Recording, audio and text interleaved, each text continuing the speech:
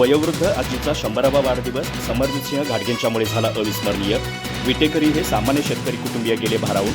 गडहिंग्लज दौऱ्यावर असताना कार्यकर्त्यांकडून माहिती मिळताच घाटगेंनी घेतली भेट। वयाची 100 पूर्ण केलेल्या येथील दुंडेवा विटेकरी या वयोवृद्ध आजीबाईंचा शाहू ग्रुपचे अध्यक्ष आणि भाजपचे नेते राजे समरजितसिंह घाटगेंनी वाढदिवस साजरा केला। शेतकरी कुटुंबातील वृद्धेचा छत्रपती शाहू महाराज यांच्या जनक घराण्याच्या वंशजांनी वाढदिवस साजरा केल्यामुळे हे कुटुंबीय भारावून गेलं। विशेष म्हणजे यापूर्वी त्यांनी कधीही वाढदिवस केला नाही, मात्र घाटगे यांच्या उपस्थितीमध्ये झालेला 100वा वाढदिवस त्यांच्यासाठी अविस्मरणीय ठरला। वाढदिवसाच्या निमित्तानं केक कापणं, सेलिब्रेशन करणं अशा बाबींचा दुंडेवा यांना गंधही नाही।